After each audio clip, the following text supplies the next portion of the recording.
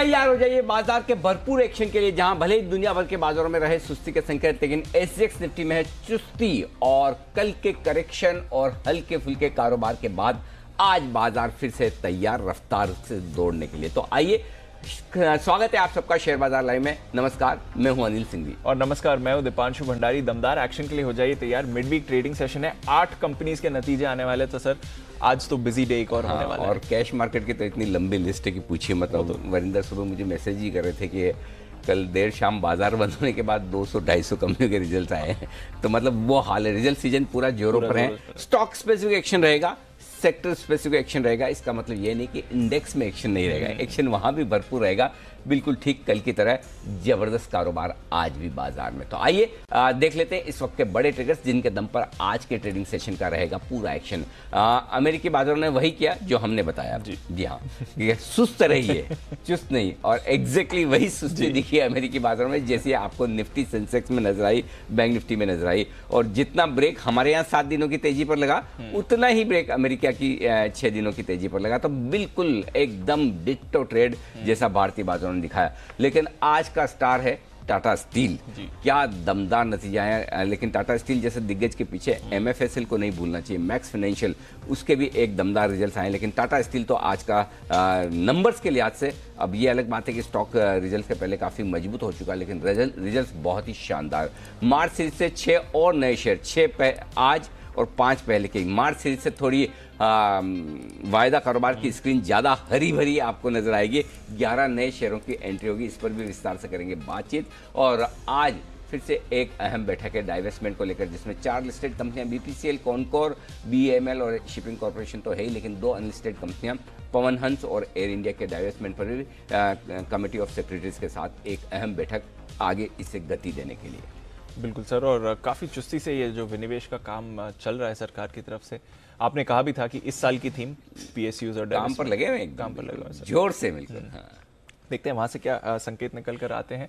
पर सर एक बार जरा जो एक्शन हुआ है उसके बारे में समझाएं। जो हम मजाक में कह रहे थे, पर एक्चुअली ये दिख रहा है सर कि हम लीड इंडिकेटर बनते जा रहे हैं। जैसा भारतीय बाजारों में ट्रेड सीरियसली है। लेकिन नहीं, इसको मैं ये नहीं कहूंगा कि हम इंडिकेशन दे रहे हैं। मतलब वो कॉम्प्लिसेंट होने में मतलब नहीं, मतलब कि जिसे कहेंगे ओवर कॉन्फिडेंस वाली बात।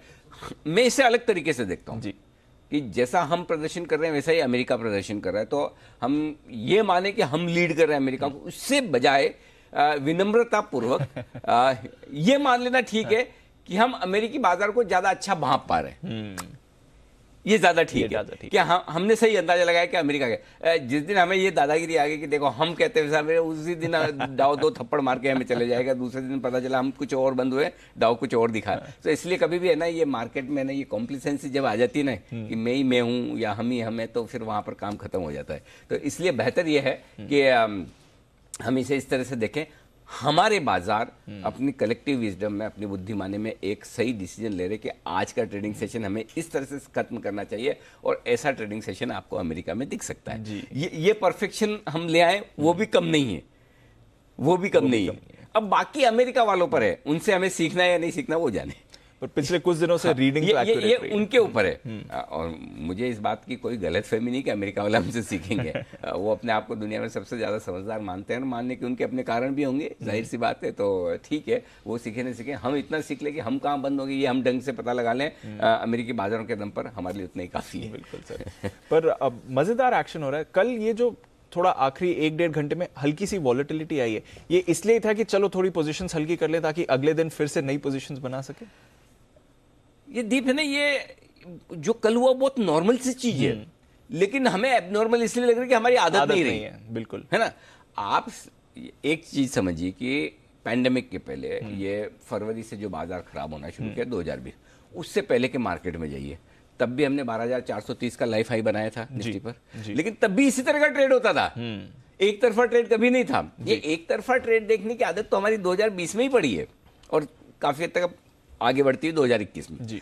बाकी तो पहले से हमेशा मार्केट इसी तरह से ट्रेड करते थे कि थोड़ा बढ़ेंगे, थोड़ा घटेंगे, रेंज में कंसोलिडेट करेंगे, फिर एक नया जंप लेंगे, फिर थोड़े रेंज में जाकर रुकेंगे। ये तो बहुत पुराना फिनोमेना है, हमें आदत ही नहीं, भूल गए तो मार्केट कभी कभी याद दिलाएगा। बेसिकली 7 दिनों तक लगातार तेजी होने के बाद आप थोड़ी प्रॉफिट बुकिंग तो देखेंगे। Correct. प्रॉब्लम क्या है?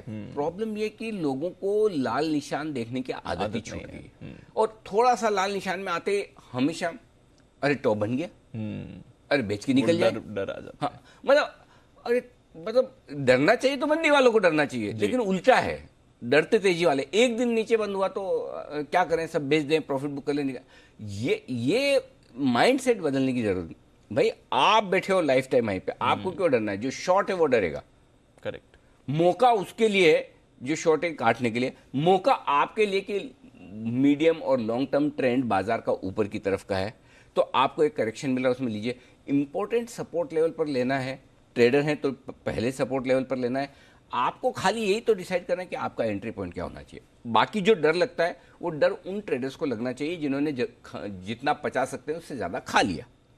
तो अब आपकी एपेटाइट है कम और स्वाद बहुत आ रहा है इस तेजी का, भर लो भर लो भर लो। गुलाब जामुन भी 2 या 3 तक ठीक है ना, 20-30 थोड़ी खाएंगे। और तीसरे वाले गुलाब जामुन में तो टेस्ट गुलाब जामुन का नहीं आएगा, मिट्टी जैसा आएगा लगेगा। ये तो मतलब खाली पेट भरने के। तो वही वाली चीज है, आप पोजीशन कितनी आप संभाल सकते हैं तेजी के मार्केट में भी, ये आपको देखना है। 2, 3, 4 पोजीशन संभाल सकते हो, तो 20-30 करेंगे तो फिर ये तकलीफ आएगी। तो इसलिए मेरा पॉइंट सिंपल है, ये रनिंग करेक्शन से आएंगे, आने भी चाहिए, अच्छा है, ताकि आप लिमिट में ट्रेड करें और अपने रिस्क मैनेजमेंट को ध्यान में रखें। बाकी कोई बदलाव नहीं, कोई। और कल भी हम यही बात कर रहे थे, कहीं डरने घबराने की जरूरत नहीं है, कोई सोचे मत, अपनी पोजीशन को बरकरार रखिए। सिंपल सी बात है। ठीक है सर, पर आपने जो पार्टिसिपेशन बढ़ाने की बात करी, एक चीज जो हो रही है, वायदा कारोबार में स्टॉक्स की लिस्ट बढ़ रही है और बड़ा उछाल आ रहा है। 5 नाम ऑलरेडी आ गए थे, कल 6 और नाम आए, तो मार्च सीरीज से 11 स्टॉक सर वायदा कारोबार का। शुभ आंकड़ा है 11 का, बढ़िया है, स्वागत है। परिवार जितना बड़ा हो उतना बढ़िया है, है ना। बट काश ज्यादा लिक्विड स्टॉक कैश मार्केट के इसमें शामिल होते हैं। कुछ स्टॉक्स तो ऐसे। हाँ, मेरी ये वायदा कारोबार की लिस्ट जो नई बनती जिसमें नए स्टॉक है, तब तक कंप्लीट नहीं होगी जब तक डीमार्ट शामिल नहीं होगा। डीमार्ट कब शामिल होगा इसका कोई जवाब मुझे दे सकता है, क्यों शामिल नहीं हो रहा है इसका कोई जवाब मुझे दे सकता है। मतलब आई फेल टू अंडरस्टैंड कि क्यों डीमार्ट वायदा कारोबार में नहीं होना चाहिए, क्यों नहीं है। अगर डीवीज, कोई डायरेक्ट कंपेयर नहीं है डीमार्ट और डीवीज का, डी लेटर के अलावा लेकिन अगर डीवीज आपका निफ्टी का हिस्सा है तो डीमार्ट क्यों नहीं?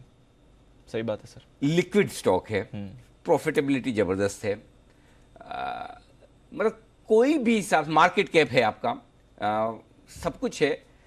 पता नहीं कब वायदा कारोबार, क्योंकि मैं जब तक आप एफएनओ में नहीं आएंगे इंडेक्स का हिस्सा नहीं बनेंगे, और जब इंडेक्स का हिस्सा नहीं बनने पर नेचुरली जो पार्टिसिपेशन फंड्स का जो होना चाहिए है, अभी भी ऐसा नहीं कि नहीं है, लेकिन होना चाहिए वो नहीं है। सो एनीवे, सो लिस्ट में पर इसमें कुछ ऐसे भी नाम है सर जो मतलब ठीक है वायदा कारोबार का हिस्सा होने के लिए, कुछ छोटे नाम से तो सरप्राइजिंग नाम से, लेट्स से यूनियन। हाँ, मतलब आप सरप्राइज करेंगे कि ये कैसे आ गया, लेकिन वो हमेशा हर लिस्ट में एक आध नाम ऐसा होता ही है। जैसे कि वो है ना, मुंबई में जब भी कोई हाउसिंग सोसाइटी बनती है तो हर हाउसिंग सोसाइटी में 1-2 मेंबर ऐसे होते हैं जो अलग गाना गाने वाले होते हैं। वैसे ही हर एक बार एडिशन होंगे तो 1-2 स्टॉक आपको ऐसे मिलेंगे, ये क्यों नहीं आया, ये क्यों आया, तो वो हमेशा रहेगा। लेकिन ठीक है, उसमें कोई बहुत बड़ी बात नहीं। लेकिन ये कि जो बढ़िया लिक्विड अच्छे स्टॉक्स हैं जिसमें लोग वाकई में ट्रेड करना चाहते हैं, जिसमें एफआईज की होल्डिंग भी ज़्यादा है, इंस्टीट्यूशंस होल्डिंग ज़्यादा है, मुझे लगता है एफएनओ में क्राइटेरिया जो शामिल करने का क्राइटेरिया, उसमें आमतौर पर क्राइटेरिया आपका क्या है, लिक्विड होना चाहिए, मार्केट कैप होना चाहिए, फ्री फ्लोट होना चाहिए, उसके साथ एक क्राइटेरिया और लगाना चाहिए, और वो क्राइटेरिया है कि इंस्टीट्यूशनल होल्डिंग का। क्योंकि अगर आप एफएनओ को ये मानते हैं कि ये हेजिंग का पर्पज से है, सिर्फ ट्रेडिंग के पर्पज से नहीं, तो फिर आपके वो स्टॉक होने चाहिए जहां इंस्टीट्यूशनल होल्डिंग ज्यादा है, क्योंकि हेजिंग का काम इंस्टीट्यूशन ज्यादा करती है। What ever said and retail कोई हेजिंग नहीं करता। बाकी सब खेलो इंडिया खेलो है जी, सबको लोट करना है, डेफिनेटली करेक्ट। तो ऐसे में अगर वाकई में एक्सचेंजेस और सेबी सोचती कि हेजिंग के लिहाज से एफएनओ है, तो फिर एक क्राइटेरिया ये भी रखिए, जो स्टॉक जहां एफआईज होल्डिंग ज्यादा है, इंस्टीट्यूशनल होल्डिंग ज्यादा है, फंड्स की होल्डिंग ज्यादा है, उन्हें आप एफएनओ में लाने की प्रायोरिटी रखिए, ताकि फंड्स ज्यादा हेज कर सके, वो स्टॉक और लिक्विड हो, फंड्स का पार्टिसिपेशन बढ़े। ये एक मेरा थॉट है, सुझाव है, माने ना माने कोई बात नहीं तो मेरे पास क्योंकि ढेर सारे स्टॉक्स और हैं जो शायद ट्रेडर्स भी चाहेंगे, मार्केट पार्टिसिपेंट्स भी चाहेंगे कि वायदा कारोबार का हिस्सा हो। पर एटलीस्ट नंबर की लिस्ट बढ़ रही है। 11 स्टॉक्स अब अगली सीरीज से जुड़ेंगे एफएनओ में। चलिए सर, तो एफएनओ का एक्शन है और नतीजों का भी एक्शन है। बिल्कुल। एक बार जान ले आज के क्यूज क्या कह रहे हैं। वैसे अगर आप चाहें तो आज की कमेंट्री ब्रॉडली स्किप भी कर सकते हैं। अच्छा। क्योंकि कोई खास बदलाव है नहीं, हल्के फुल्के लेवल्स थोड़े बहुत 5-25 पॉइंट ऊपर नीचे। उसकी वजह यही दीप, हम सुस्ती के साथ बंद हुए जी, और अमेरिका सुस्ती के साथ बंद हुआ। डेटा सिमिलर से हैं, थोड़ी सी कमेंट्री में चेंज है। वो कहते हैं ना कि गवर्नर साहब ने पॉलिसी में बदलाव नहीं किया, अब उनकी कमेंट्री सुनेंगे तो मैंने भी लेवल्स में बदलाव नहीं किया। अब खाली कमेंट्री सुन लीजिए मेरी कि मैं क्या कहता हूँ। तो 5 और 6 से वैसे के वैसे ग्लोबल पॉजिटिव, एफआईज पॉजिटिव, बाकी सब सेंटीमेंट ट्रेंड पॉजिटिव, बाकी 2 न्यूट्रल है, नेगेटिव जो है।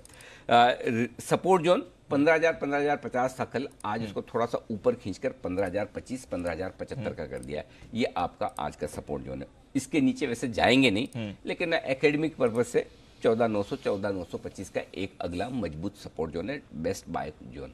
ऊपरी रेंज 15,200, 15,250 की संभावना इसकी भी कम है कि इसको हम आसानी से पार करें, यहाँ रुकेंगे।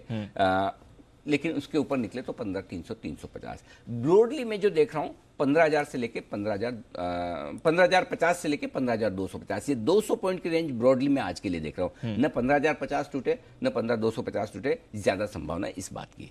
ओके। तो ये 200 पॉइंट की रेंज में आपको ट्रेड निकालना है। इस रेंज के किधर एक तरफ बाहर निकले तो 50-50 पॉइंट और गिन लीजिए, 15,000, 15,300, सिंपल। बस इतना सा ध्यान रख लीजिए और कुछ नहीं बदला। 15,050, 15,250, 50-50 पॉइंट एडिशनल काम हो गया आपका। ठीक है सर। बैंक निफ्टी, वैसे बैंक निफ्टी का सिंपल फॉर्मूला दीप ये है 35,600, 36,500, मतलब ये 900 पॉइंट की रेंज है। नीचे 35,600, 650 स्ट्रॉन्ग सपोर्ट है, ऊपर 36,450, 36,500 रिकॉर्ड का लेवल है। ये 900 पॉइंट की रेंज है जिसके बीचों बीच बंद हुआ है। फिर भी मैं आपको सपोर्ट जोन दे दूं, पहला सपोर्ट जोन 35,650, 35,850 पे आ रहा है। ये टूटना नहीं चाहिए, कल भी हमने नहीं तोड़ा, 35,650 के आसपास से घूम के 25-50 पॉइंट बैंक निफ्टी में छोड़ दीजिए, वो और 10-15 पॉइंट निफ्टी में छोड़ दीजिएगा। एग्जैक्ट एकदम परफेक्ट प्रेडिक्ट करना पॉसिबल नहीं है, और कभी हो जाता है, हमने कहा यही बोला तो वो अंदाज से होता है। तो ठीक है, लेकिन इसके नीचे जाएगा नहीं। फिर भी 35,350, 35,550 बहुत बहुत बहुत बहुत स्ट्रॉन्ग सपोर्ट जोन है। अच्छा। मेरे लिए ट्रेंड रिवर्सल का या कमजोरी का पहला संकेत तब आएगा जब निफ्टी 14,900 के नीचे ट्रेड करे और बैंक निफ्टी 35,350 के नीचे ट्रेड करे। तब मैं सोचूंगा कि क्या हम कुछ बड़े करेक्शन की तरफ जा रहे हैं क्या।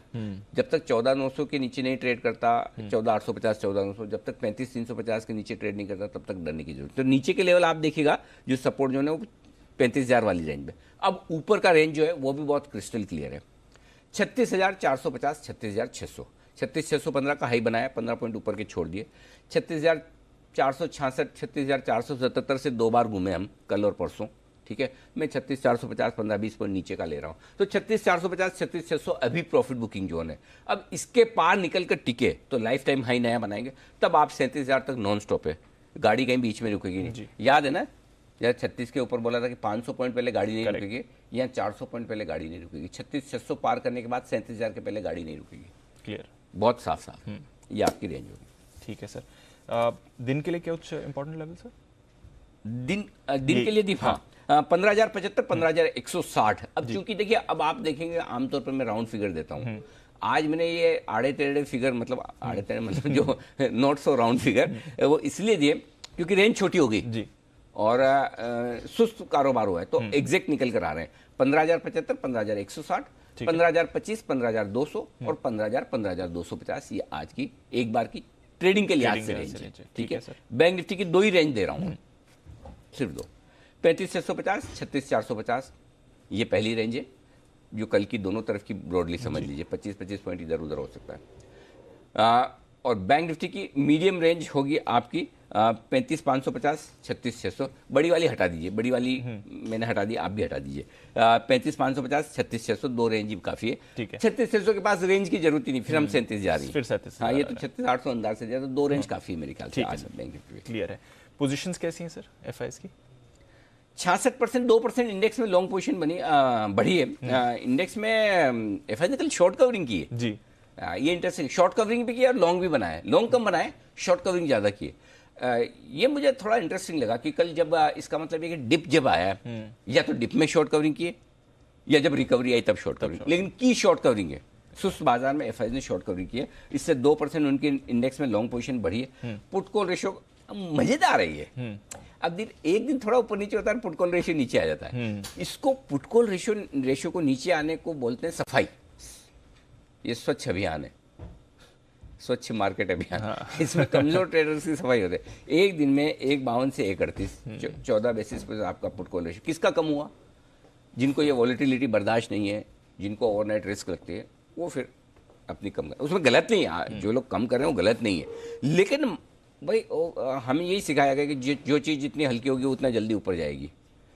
लोहा भारी होता तो नीचे बैठ जाता, कॉटन हल्की होती ऊपर चली जाती है। करेक्ट। तो वैसे हाल है, मार्केट का भी यही हाल है। पोजीशन जितनी हल्की होगी उतना ऊपर जाने में ईजी है ना, और स्पेशली ऊपर जाना हो, और जितनी भारी है तो उतना आपके लिए रिस्क बढ़ जाती है। तो मार्केट ये हल्के हो गए। आपका पुट कॉल रेशियो 1.38 है, 1.52 नहीं, इसको चेंज करेगा। मेरे ख्याल से 1.38 आया जी सर, 1.52 से कम। हाँ, 1.52 से घटकर 1.38 है पुट कॉल रेशियो। तो पुट कॉल रेशियो हल्का हुआ है। विक्स 1% बढ़ा है, कोई खास बात नहीं, बाकी डेटा एकदम परफेक्ट है। ठीक है सर, तो फिर पोजीशंस का बताएं। एग्जिस्टिंग लॉन्ग्स क्या करें?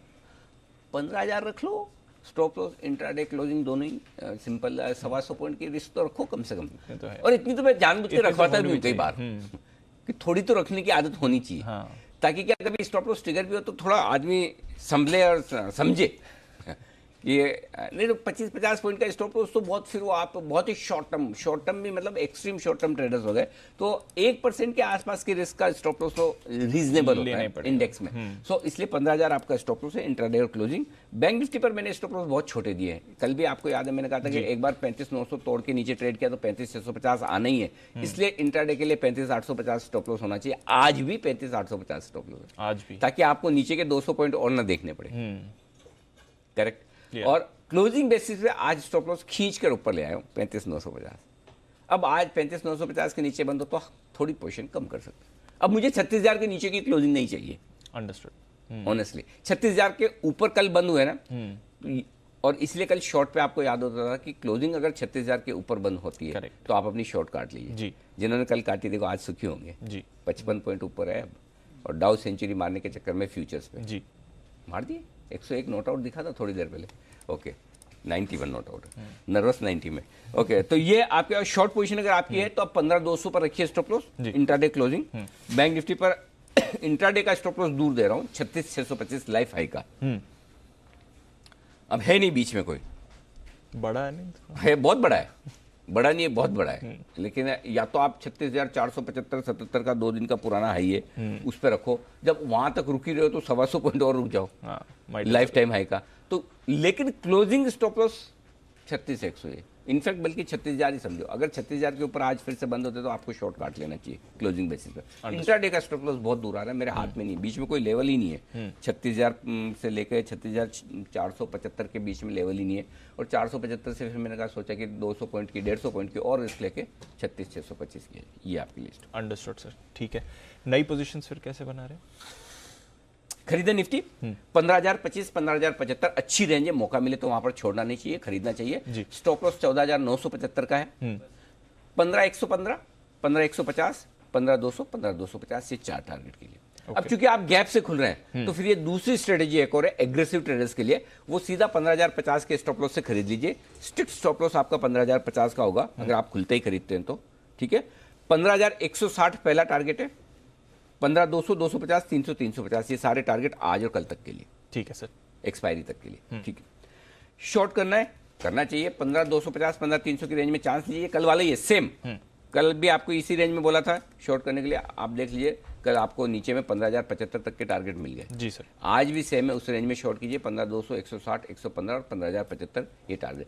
देखिए बड़े मूव आने के बाद आपको काउंटर ट्रेड लेने की ताकत होनी चाहिए, जैसे कि आप 36,400, 500 के आसपास भी दे। अब एक बार 36,500 पार करके हो सकता है ब्रेकआउट दे भी दे, उस समय आपके 100-150 पॉइंट जाएंगे। अब आपको ये कॉल लेना है कि मैं 100-150 पॉइंट के रिस्क लेकर काउंटर ट्रेड लेकर 500 पॉइंट के लिए शॉर्ट करूं या मैं ना शॉर्ट करूं, खाली देखूं जब ब्रेकआउट होगा तो मैं खरीदूंगा। दोनों तरीका, ये हर ट्रेडर की माइंडसेट पे डिपेंड करता है कि आपको काउंटर ट्रेड लेना आता है, नहीं आता है, नहीं आता है छोड़ दीजिए, आता है तो फिर आप काउंटर ट्रेड लीजिए, और काउंटर ट्रेड लेने में फिर आपको मुनाफा भी फास्ट होता है। देखो आप 2 बार कल आपने शॉर्ट किए होते हैं, एक सुबह एक दोपहर में, कितना फास्ट पैसा आता है। करेक्ट।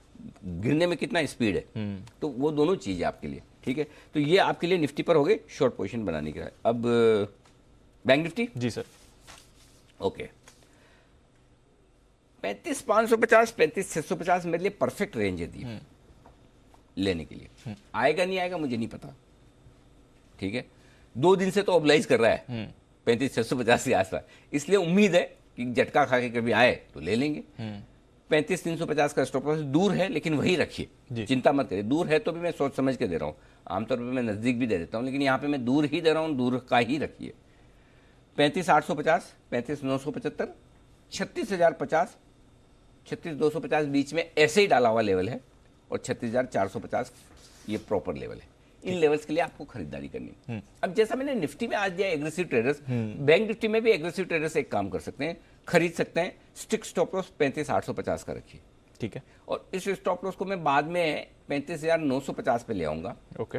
और खरीदिए 36,250, 36,450, 36,600 इन 3 टारगेट के लिए। और 36,600 के ऊपर फिर सीधा 37,000 का टारगेट है जो मैंने लिखा नहीं। ये 36,600 हार्ड नहीं है, 36,600 कर दीजिए। 36,600 का तीसरा टारगेट है जिसके लिए आपको करनी खरीदारी 36,250, 36,450, 36,600। ठीक है सर। और जो लोग शॉर्ट करना चाहते हैं वो 36,450 से 36,600 की रेंज में जरूर चांस लीजिए। मैं तो अभी भी कहूंगा करिए शॉर्ट, कोई बात नहीं, एक और चांस लीजिए। 2 दिन से रेंज दे रहा, किसी दिन तो दायरा तोड़ेगा, किस दिन तोड़ेगा, आज ही तोड़ेगा कल तोड़ेगा मुझे नहीं पता, लेकिन यहाँ से 500 पॉइंट ऊपर शॉर्ट करने में हर्ज नहीं है, चांस ले सकते हैं आप।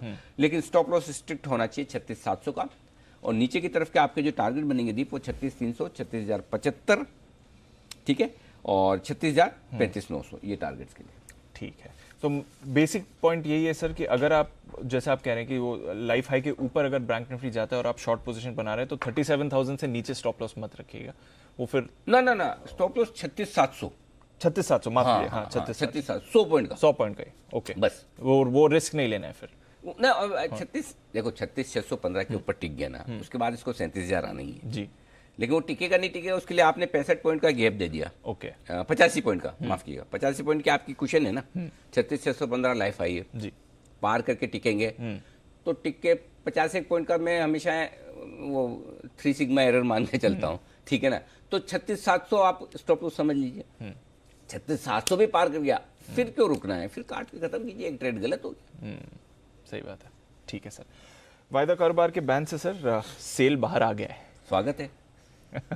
आइए, पूरी जनवरी बैन में रहा के था। रिजल्ट के बाद आए हो बाहर, बहुत बढ़िया बात है। वही मेरा सवाल यही था सर कि दमदार नतीजे सर टाटा स्टील के आए, वरिंदर भी हमारे साथ जुड़ेंगे, बात करेंगे, पर सेल पर क्या प्रभाव आ सकता है क्योंकि बैन से भी बाहर आ रहा है। चलना तो चाहिए, चलना चाहिए, चलना तो चाहिए।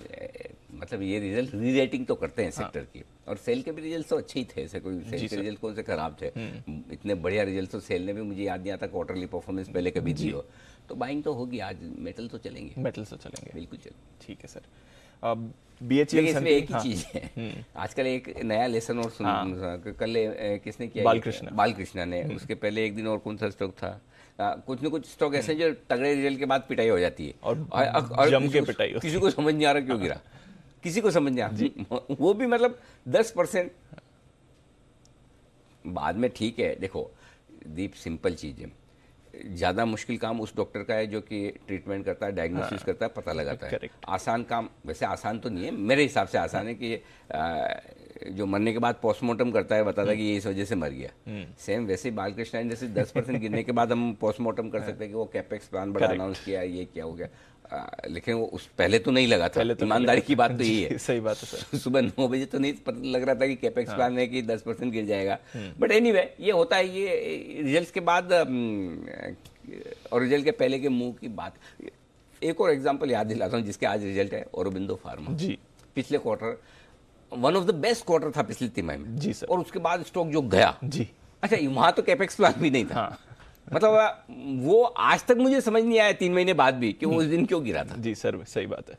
3 महीने पिछले क्वार्टर में तो इस बार भी मैंने हिम्मत करके बाय कॉल दिया था परसों, औरोबिंदो फार्मा पे खरीदारी की राय रिजल्ट के पहले। स्टॉक मजबूत भी है, लेकिन वो ये कि रिजल्ट के पहले आप बुक कर लीजिए, स्टॉप लॉस जरूर रखिएगा, बड़ा वाला रखिए, लंबा, मतलब थोड़ा डीप, क्योंकि क्या होता है कि रिजल्ट के बाद पोजीशंस के बेसिस पर कौन क्या व्यू लेता है। अब कुछ फंड होंगे बोले 650 वाला 950 के हम तो बेचेंगे, कुछ की री रेटिंग होगी कि 2 क्वार्टर तगड़े रिजल्ट बैक टू बैक हम खरीदेंगे।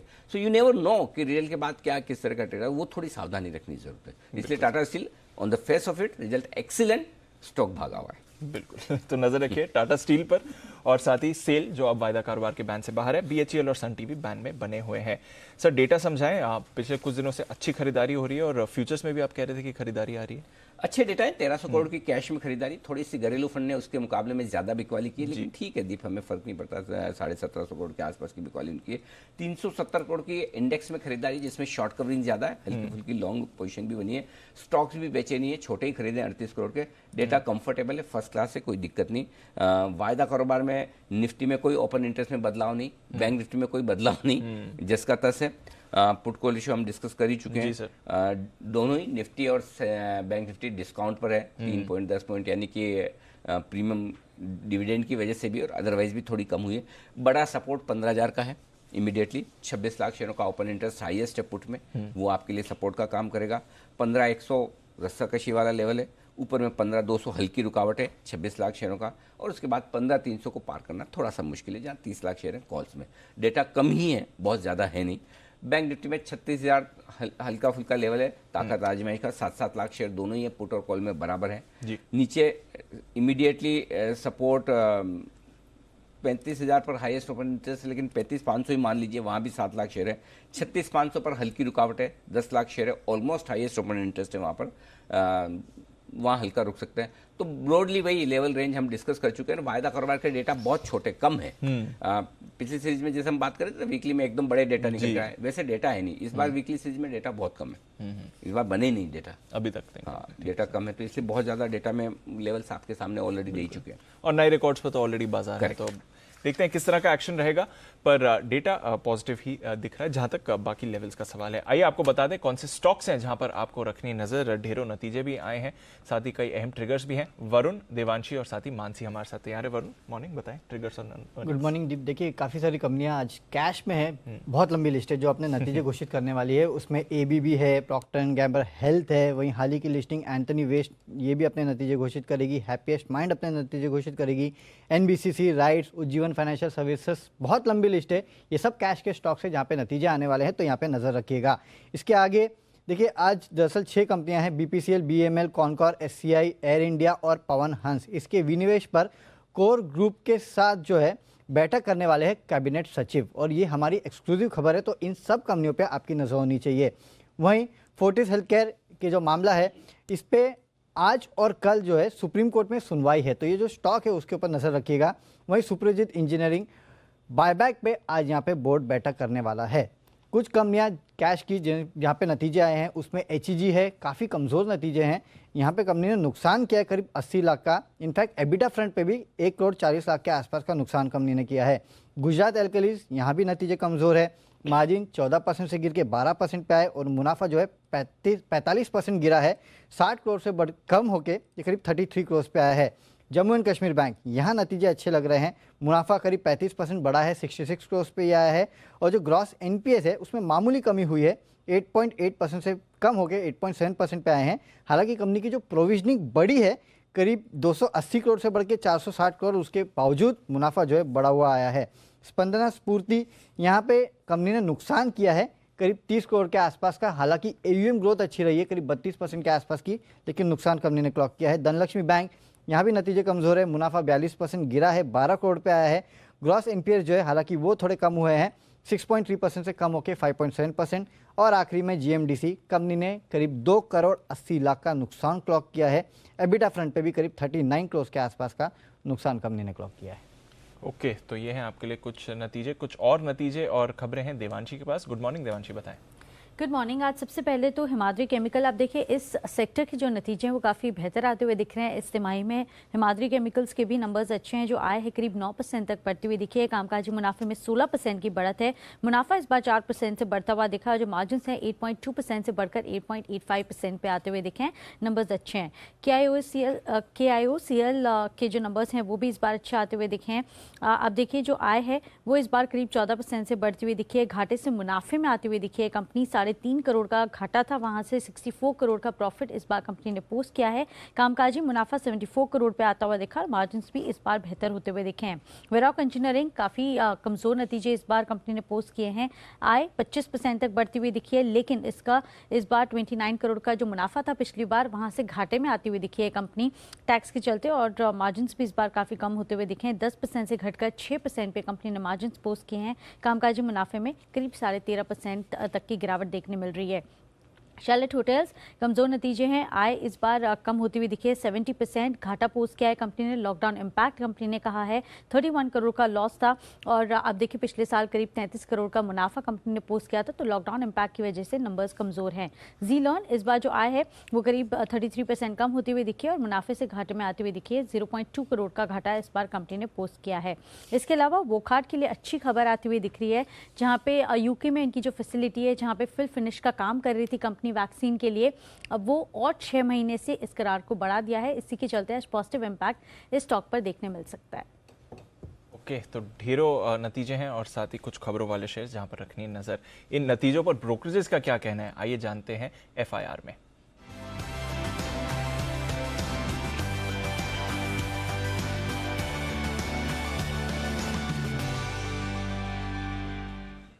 गुड मॉर्निंग मानसी, बताएं आज की रिपोर्ट्स कौन सी? Good morning Deepanshu. Adani ports पर 5 ब्रोकरेज रिपोर्ट्स आते हुए दिखे हैं। शुरुआत मॉर्गन स्टैनली से करेंगे। मार्केट शेयर रिपोर्ट में कहा गया है कि जो बढ़त देखने को मिली है वो आगे भी बरकरार रहेगी। इसी के चलते ओवरवेट रेटिंग 502 से लक्ष्य बढ़ाकर 733 के कर दिए हैं।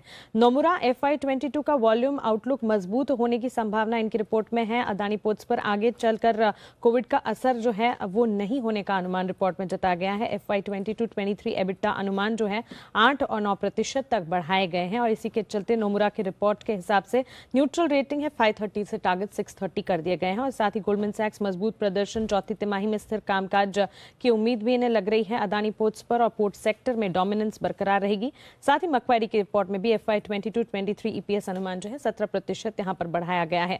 टाटा स्टील पर भी कुछ रिपोर्ट्स आई हैं। CLSA की रिपोर्ट पर फोकस करेंगे। रिपोर्ट का कहना है कि कर्ज में कमी से सरप्राइज देखने को मिला है, साथ ही नतीजे इनलाइन रहे। काफी मुद्दों पर अब भी स्पष्टता आनी बाकी है जिस पर फोकस है। बेहतर रियलाइजेशंस के चलते स्टैंडअलोन मुनाफे अनुमान से बेहतर देखने को मिले हैं और इसी के चलते CLSA की रिपोर्ट के मुताबिक खरीदारी की राय है टारगेट 840 के। मैक्स फाइनेंशियल पर 3 रिपोर्ट्स आई हैं। CLSA की रिपोर्ट में मैक्स फाइनेंशियल टॉप पिक के तौर पर है। यहाँ पर खरीदारी की राय 950 से टारगेट्स जो है 1020 के कर दिए इन्होंने। VNB यानी कि वैल्यू ऑफ न्यू मार्जिन अनुमान से अच्छे रहे हैं और साथ ही VNB मार्जिन और ROEV यानी कि रिटर्न ऑन एम्बेडेड वैल्यू में सबसे अच्छा प्रदर्शन देखने को मिला है। एक्सिस बैंक के साथ करार पूरा होने के बाद री रेटिंग की संभावना इस रिपोर्ट में जताई गई है, जिसके चलते खरीदारी की राय और लक्ष्य भी बढ़ाए गए हैं।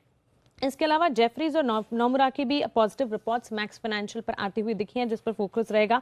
जेफरीज होल्ड रेटिंग बरकरार रखे हैं। टारगेट्स जो है 800 से 830 इन्होंने कर दिया। नोमुरा खरीदारी की राय 750 से टारगेट्स 875 के कर दिए हैं। MGL पर जेफरीज, नोमुरा और मक्वारी की रिपोर्ट से बाय और आउट परफॉर्मेंस यहाँ पर रिपोर्ट में देखने को मिल रही है। जेफरीज खरीदारी की राय दे रहे हैं 1680 से टारगेट 1700 के कर दिए हैं।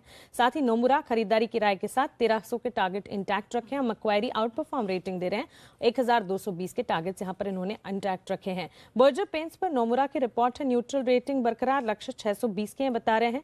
BPCL पर फोकस कीजिए। CLSA की रिपोर्ट है आउट परफॉर्म रेटिंग बरकरार रखी गई है, लक्ष्य 450 के। FY21 EPS अनुमान इन्होंने बढ़ाए हैं। अच्छे मार्केटिंग से नतीजों को काफी हद तक सहारा मिला है और FY21 के लिए केपिक्स गाइडेंस भी यहां पर बढ़ाया गया है। और अंत में JSPL पर मॉर्गन स्टैनली की एक रिपोर्ट है, ओवरवेट रेटिंग बरकरार रखी गई है, लक्ष्य 380 के ये बता रहे हैं। क्रूड स्टील उत्पादन में 5% की गिरावट मंथ ऑन मंथ बेसिस पर देखने को मिली है। जनवरी 2021 के उत्पादन और वॉल्यूम्स में भी गिरावट देखने को मिली, जिसके चलते यहाँ पर JSPL पर मॉर्गन स्टैनली की रिपोर्ट आती हुई दिखी है। ओके, तो ये है वो तमाम रिपोर्ट्स जिन पर आज रहेगा एक्शन को बढ़ाते हैं आगे। फोकस नतीजों पर वक्त है वरिंदर रिजल्ट एक्सरे का।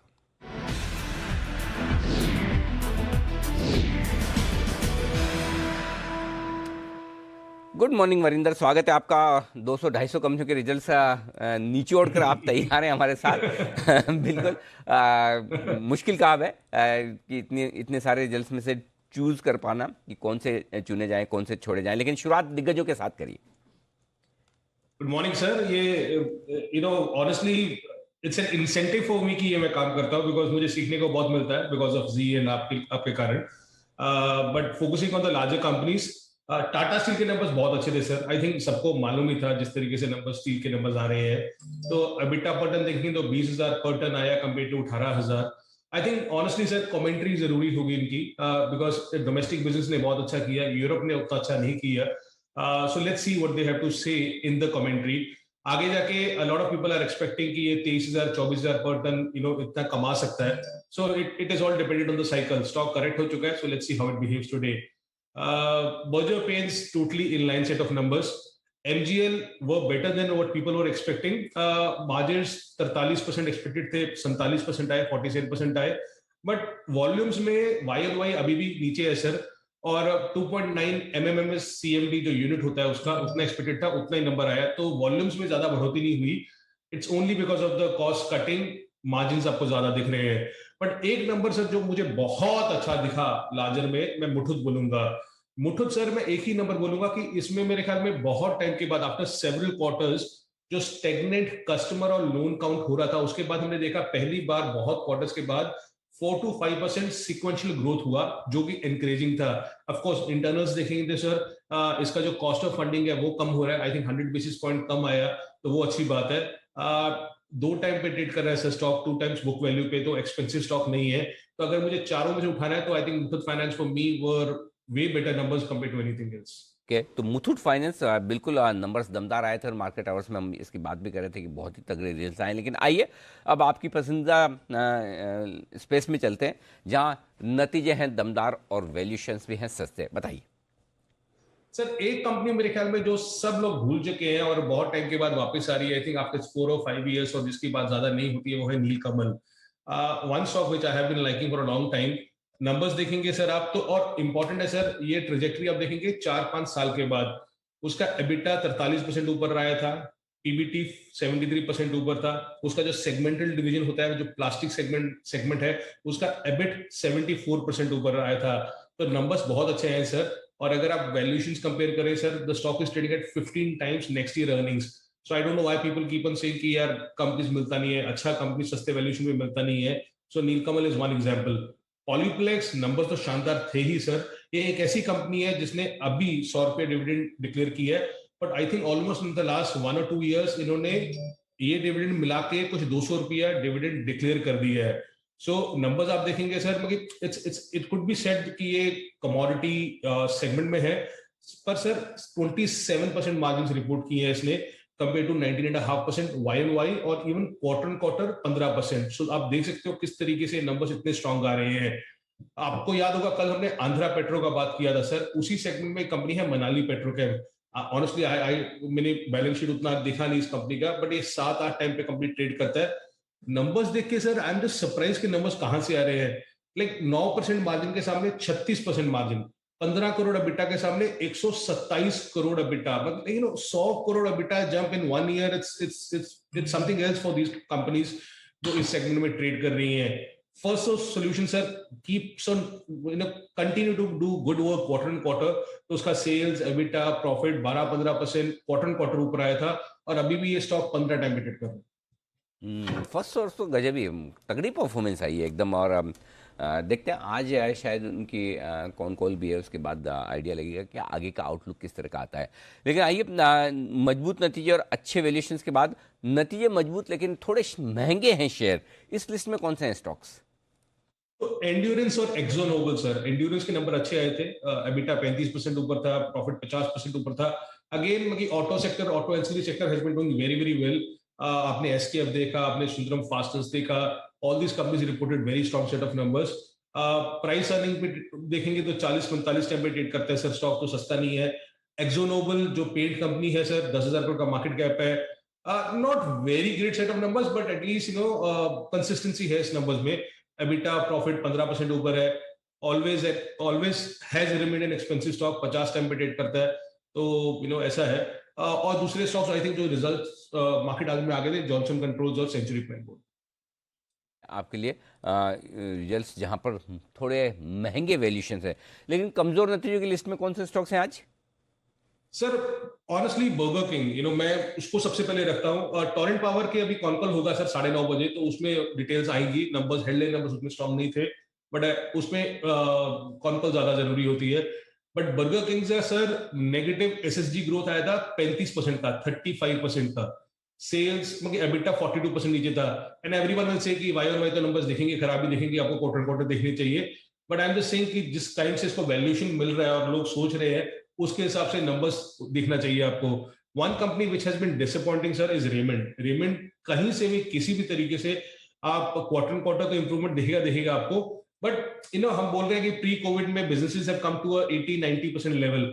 ये उस प्री कोविड रिजल्ट तक तो बिल्कुल भी नहीं पहुंचा। मतलब आप देखिए इसका एबिटा इस बार 100 करोड़ आया सर। लास्ट क्वार्टर में सीक्वेंशियली 110 करोड़ का लॉस किया था। वाई ऑन वाई 200 करोड़ का उसने एबिटा प्रॉफिट किया था।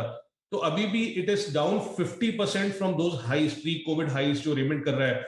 और इंपॉर्टेंटली सर इसने अपैरल सेगमेंट जो सबसे बड़ा सेगमेंट है इसका, उसमें अभी भी ये ह्यूज एबिट लॉस कर रहा है। तो अगर सेगमेंटल रिजल्ट्स देखेंगे तो आपको अपैरल्स हुआ, टेक्सटाइल हुआ, किसी में भी कोई एनकरेजिंग साइन नहीं दिखेगा कि किस तरीके से कुछ अच्छा काम हुआ है। और एस्टर डीएम के नंबर्स अच्छे नहीं थे सर, प्रॉफिट 30% नीचे था। और केआरबीएल सर हमेशा से सस्ता स्टॉक रहा है, बट नंबर्स उस तरीके से नहीं आ रहे हैं। सेल्स एबिटा 15% नीचे था। अच्छा, रेमंड्स का मैनेजमेंट हमारे साथ है 12 बजे दोपहर में। ये बताइए उसको क्या पूछना चाहिए? कौन सा मैनेजमेंट सर? रेमंड्स इनके नंबर्स कब अच्छे होंगे? सर रेमंड से प्लीज पूछिए कि उनका फोकस क्या है। हाँ, उनका फोकस रियल एस्टेट है, टेक्सटाइल है, अपैरल है, ऑटो एंसिलरी है, क्या फोकस है उनका? इंजीनियरिंग भी है सर उनके बिजनेस में। 5-6 बिजनेसेस रखे हैं उन्होंने। उनका फोकस कहां पे जा रहा है? और वाई इज दैट कि अगर टेक्सटाइल इतना अच्छा कर रहा है और अपैरल्स में भी ग्रोथ आ रहा है कि they are lagging behind so much compare to everyone else. Honestly, I really want to know what is the focus, why they are going into real estate. It's totally differential business. Why? वो उस जगह को बेच क्यों नहीं देते हैं? अगर आपको इतना फोकस है अपैरल पे, टेक्सटाइल में, जितना आपका रेमंड है, because Raymond is known for clothing, right? तो रियल एस्टेट का जरूरत क्या आपको रखने का? ठीक बात है। चलिए, तो ये है आपका सवाल जो हम जरूर मैनेजमेंट से पूछेंगे। दोपहर 12 बजे मैनेजमेंट हमारे साथ होंगे। अमित अग्रवाल साहब, ग्रुप CFO रेमंड्स के, देखिएगा जरूर। बहुत बहुत धन्यवाद वरिंदर, शुक्रिया ये बेहतरीन एनालिसिस हमारे दर्शकों को नतीजों पर देने के लिए। आइए स्वागत करते हैं हमारे सभी एक्सपर्ट्स का। हमारे साथ हैं इस वक्त राकेश बंसल, कुणाल सरावगी, संदीप वागले, सुमित बगड़िया, शुभम अग्रवाल और अविनाश गोरक्षकर साहब। आप सबका स्वागत है।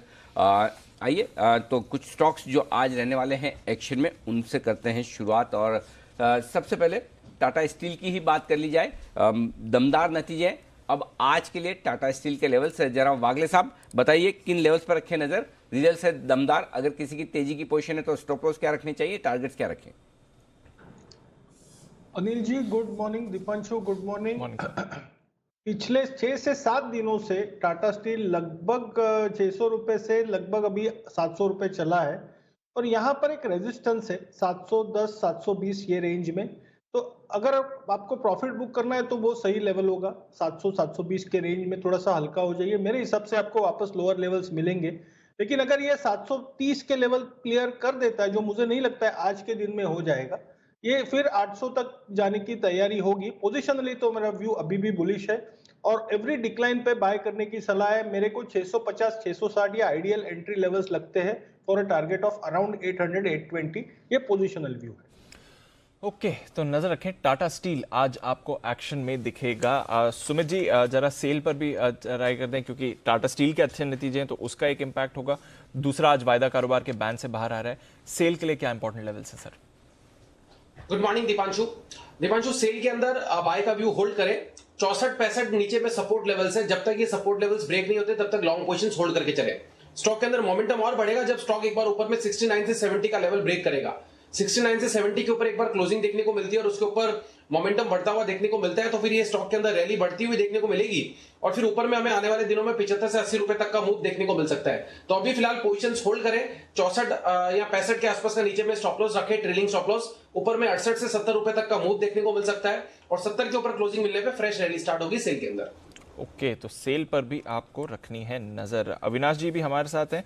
अविनाश जी बताएं, गैस स्टॉक्स आज फोकस में रहेंगे। एमजीएल नतीजों पर रिएक्ट करेगा, आईजीएल के नतीजे हैं आज, और गुजरात गैस वायदा कारोबार का हिस्सा होने वाला है। तो इस स्पेस पर अपनी राय दें, और इन तीनों स्टॉक्स पर अगर आपकी कोई कॉल हो सर तो मुझे लग रहा है कि गैस की कंपनीज में जिस प्रकार के नतीजे आ गए हैं, बहुत ही बेहतरीन नंबर्स आ गए हैं। हमने गुजरात गैस के नंबर्स ऑलरेडी देखे हैं, और कल जो महानगर गैस के नंबर भी आ गए हैं, मेरे ख्याल से मार्जिन्स में बहुत अच्छी बढ़ोतरी आई है। प्रॉफिट आफ्टर टैक्स करीबन 22% बढ़ा है।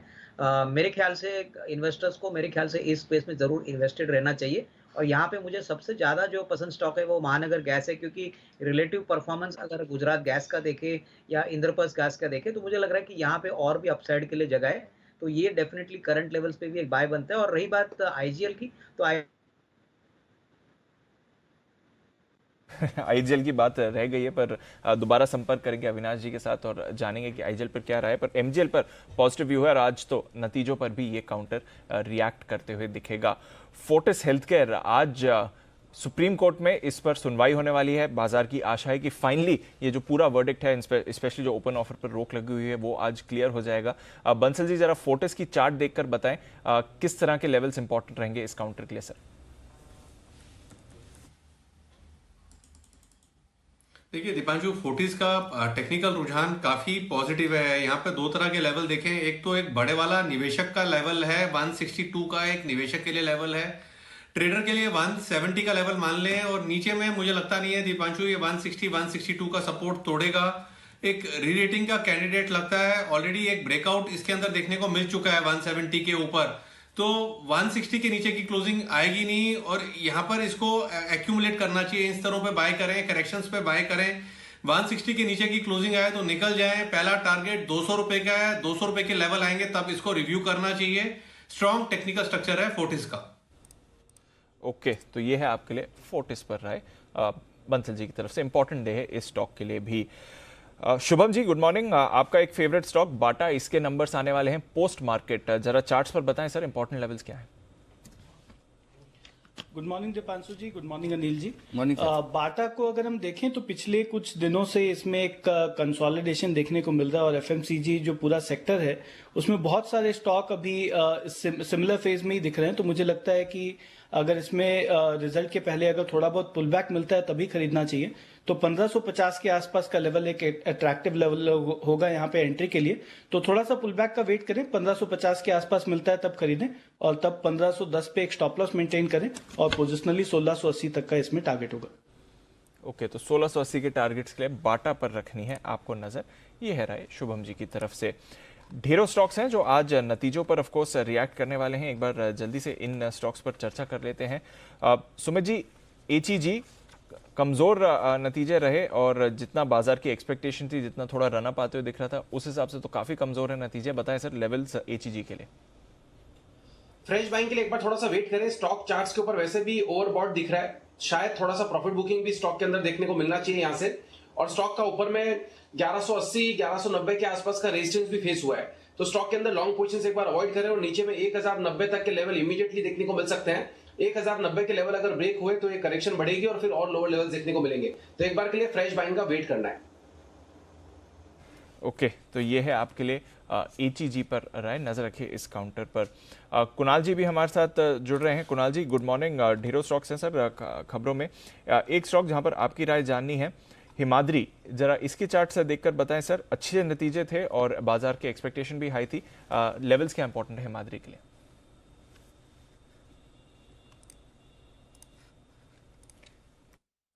Good morning Deepanshu, good morning Anil ji. देखिए दीपांशु, हिमाद्री के लिए अगर आप चार्ट स्ट्रक्चर देखें तो स्टॉक में हमने पिछले कुछ दिनों में एक मार्केट के बनिस्बत अंडर परफॉर्मेंस देखी है। तो मुझे लगता है कि एक सीमित दायरे का कारोबार यहां पर देखने को मिलेगा। एक बड़ा सपोर्ट 44 के आसपास है 44 पर, और ये लेवल अगर टूट गया तो स्टॉक में फिर और आपको नीचे के लेवल्स देखने को मिलेंगे।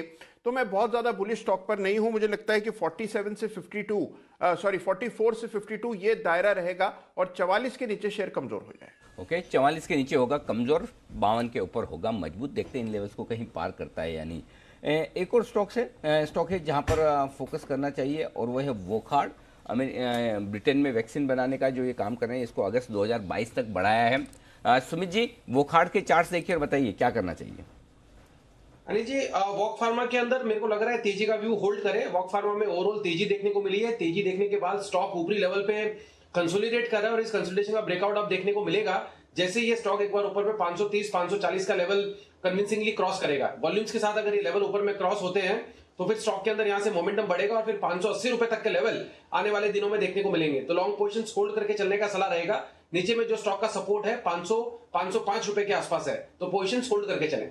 ओके, पोजीशन को होल्ड करें, ये ज़्यादा बेहतर होगा आपके लिए। यहाँ पर चार्ट्स में मजबूती है। कल भी मेरे ख्याल से स्टॉक में एक अच्छा एक्शन आपको देखने को मिला था, लेकिन एक कमज़ोर नतीजे हैं। और राकेश जी, इस पर राय दीजिए। KRBL, ये जो चावल वाली कंपनी है, आय 15% घटी है, कामकाजी मुनाफा 16%, मार्जिन स्टेबल है और मुनाफा 9% घट कर आया है। इसके चार्ट में क्या कुछ दम है या है? अगर किसी की तेजी की पोजीशन तो स्टॉप लॉस क्या रखें?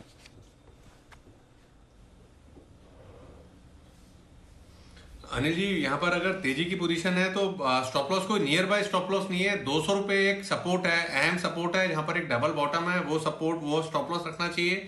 बट टेक्निकल रुझान काफी खराब है। सेल ऑन रैली वाला स्टॉक है, यहां से जिसके पास भी है उछाल पे निकलने की राय होगी। दूसरे अच्छे विकल्प उपलब्ध हैं। सेल ऑन रैली वाला स्टॉक है, नई खरीदारी के लिए अवॉइड करना चाहिए। अगर 200 के नीचे की क्लोजिंग आएगी तब एक बड़ा वाला क्रैक देखने को मिलेगा। ओके, 200 के नीचे का स्टॉप लॉस रखिए, उछाल में बेच कर निकल जाए। टेलीकॉम स्टॉक्स, जरा इस पर राय दीजिए आप अविनाश जी। दो खबरें हैं। एक तो कुछ टेलीकॉम स्टॉक्स ऐसे हैं जिनका वेटेज बढ़ा है। MSCI के जो रीबैलेंसिंग तो नहीं कहूँगा, रिवीजन जो हुआ है उसमें भारती एयरटेल, इंडस टावर दोनों का वेटेज बढ़ा है। उसके दम पर कुछ और फ्रेश खरीदारी आने की संभावना है। दूसरा ये है, 1 मार्च से ऑक्शन शुरू होने जा रहे हैं। लगभग 4 लाख करोड़ का स्पेक्ट्रम ऑक्शन होने जा रहा है, जिसमें वोडाफोन, रिलायंस जियो, भारती एयरटेल, ये सब लोग हिस्सा लेने के लिए अपनी एप्लीकेशन डाल चुके हैं। क्या व्यू है आपका, किन स्टॉक्स पर फोकस करना चाहिए? जी, टेलीकॉम सेक्टर में हमको लग रहा है कि भारतीय एयरटेल पे ही फोकस करना चाहिए। और हमको लग रहा है कि ये इसलिए है क्योंकि रिलायंस जियो के बाद जो सबसे बड़ा वेल पोजीशन प्लेयर मार्केट में है वो भारतीय एयरटेल ही है। और 5G का जो ऑप्शन आप बता रहे हैं, इसमें कोई डाउट नहीं है कि इनके पास कैश पोजीशन है, काफ़ी हद तक ये रेडी है पैसा डिप्लॉय करने के लिए। वोडाफोन सबसे वीक लग रहा है क्योंकि इनके पास कैश फ्लो बहुत वीक है। और रही बात MSCI के रिवीजन के लिए, तो भारतीय एयरटेल के लिए FI का इनफ्लो और बढ़ेगा, तो इसमें और तेजी देख सकते हैं। तो भारतीय Airtel will be the best choice currently, not only for the news flow but even medium। तो ये है भारतीय एयरटेल और इन तमाम स्टॉक्स पर राय।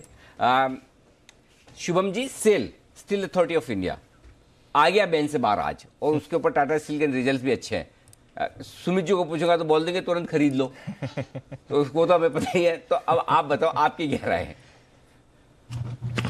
अनिल जी, मुझे लगता है कि सेल में जो रैली हमें देखने को मिला है वो 72 तक के लेवल तक एक्सटेंड होता हुआ दिखता है। तो मुझे लगता है कि आज यहाँ पे बिल्कुल एक ट्रेड लॉन्ग साइड पे इनिशिएट कर सकते हैं, और अगर ट्रेड ऑलरेडी है तो होल्ड करें। एक स्ट्रिक्ट स्टॉप लॉस मेंटेन करें 66 पे, तो काफी छोटा स्टॉप लॉस ही मैं रिकमेंड कर रहा हूँ। और 72 तक का इस मूव में टारगेट आता हुआ दिखना चाहिए। सुमित जी, आपका पसंदीदा शेयर जो आपने 24-25 रुपए में स्ट्रांगली रिकमेंड किया था, Jammu and Kashmir bank, JNK bank, अब ये स्टॉक बड़ा तगड़ा एक्शन में आया भी उसके बाद, आपकी रिकमेंडेशन के बाद। देखो अभी भी 31 रुपये, क्या बात है, 24 रुपये वाला 31 रुपये बहुत बढ़िया कहा जाएगा कुछ ही हफ्तों में। मुनाफा 35% बढ़कर आया है। ग्रोस और नेट लेवल पर NPA भी ठीक है, नेट इंटरेस्ट इनकम भी बढ़ी, रिजल्ट्स अच्छे हैं, खरीदेंगे? अनिल जी, अभी ये स्टॉक के अंदर और परफॉर्मेंस बाकी है। अभी तो जो लोअर लेवल से रैली देखने को मिली है वो ज्यादा बड़ी नहीं है, वैसे बड़ी है लेकिन इतनी बड़ी मूव नहीं है, क्योंकि मेरे को ऐसा लग रहा है कि ये स्टॉक के अंदर यहाँ से एक और अच्छा अपसाइड मूव देखने को मिलेगा। तो आने वाले दिनों में अगर कोई भी छोटा मोटा डीप अगर आता है स्टॉक के अंदर, तो उसमें खरीदारी करके चलने का सलाह रहेगा। ऊपर में 32 रुपए का लेवल निकलने के बाद 35 से 36 रुपए तक के मूव JNK बैंक के अंदर देखने को मिलेंगे। ओके, तो ये है आपके लिए जम्मू एंड कश्मीर बैंक पर आए। अभी भी तेजी बाकी है, बने रहें, चिंता न करें।